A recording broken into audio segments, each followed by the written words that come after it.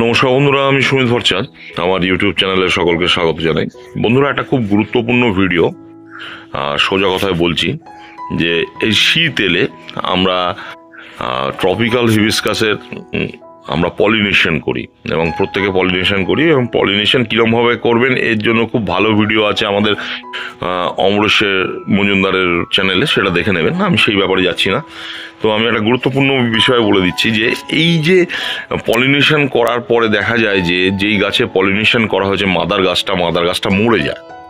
Maximum অনেকেই বলে যে আমার মাদার গাছটা গাছ বাঁচছে না, আমরা অনেক পলিনেশন করেছি, গাছ বাঁচছে না। তো এই প্রসঙ্গে একটা কথাই মনে রাখবেন যে যখনই কোনো গাছকে পলিনেশনের জন্য রেডি করবেন, তার মাদার গাছটা যেন ম্যাচিওর গাছ হয়। কোনো বাচ্চা অপরিণত গাছকে মাদার হিসাবে চুজ করবেন না।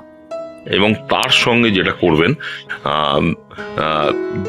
যেই গাছটাকে আমরা পলিনেশনের জন্য মাদার হিসাবে করব, তাকে কিন্তু একটু সালফার আর ক্যালসিয়াম সমৃদ্ধ খাবার দিয়ে রাখবেন, তার মানে বীজ ধরানোর আগে। এতে ভালো উপকার পাওয়া যাবে, গাছটা ভালো, আপনার বীজটাও ভালো দেবে। প্রসঙ্গত কি হয়, যেই গাছে বীজ ধরে মাদার গাছটা, তার একটা অনেক শক্তি বা ঊর্জা খরচা হয়ে যায়। তারপরেই আমরা কি করে ফেলি, ঠিক ফেব্রুয়ারির পরেই আমরা কি করি, সেই সব গাছে রিপোর্টিং করি এবং একটু হার্ড প্রুনিং করি। এতে কি হয়, একসঙ্গে তিনটে শক তারা পেয়ে যায় এবং যার ফলে তারা টিকতে পারে না এবং তারা অনেক সময় মরে যায়। কিন্তু এটা যদি একটু বড় গাছ, এই ধরনের গাছ বা এই ধরনের গাছে করি, তাহলে সেক্ষেত্রে সেটা হয় না এবং তাকে একটা সুষম খাবার দিতে হয়, মানে তাকে বীজ ধরানোর আগে বিশেষ করে সালফার আর ক্যালসিয়াম তো দিতেই হবে। এবং গাছ ধরবার মানে বীজ হয়ে নিয়ে নিলেন, তারপরেও একে একটু খাবার দিতে হবে, বৃদ্ধির ওপরে নজর দিতে হবে। এবং আপনি যদি তার রুট প্রুনিং করেন বা ডাল কাটেন, তাহলে সেটার মধ্যে একটা অন্তর রাখতে হবে। এই অন্তর রেখে তারপরে এইটাকে কিন্তু করতে হবে, তাহলে গাছটাও ঠিক থাকবে।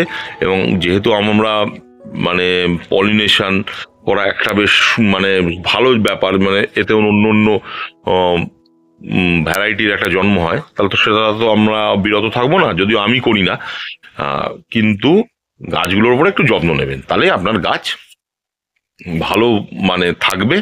এবং আপনার একটা মাদার গাছকে যখন এই খাবারগুলো দেবেন, কিছু ব্যয় বৃদ্ধি মানে বার বৃদ্ধির খাবার দেবেন এবং তার শক্তি বৃদ্ধির খাবার দেবেন, যেমন গর্ভবতী মাকে দেয়া হয়, তাহলে কিন্তু সে একটা ভালো আপনাকে কিন্তু প্রজন্ম উপহার দেবে। তো আজকে এইটুকুনি।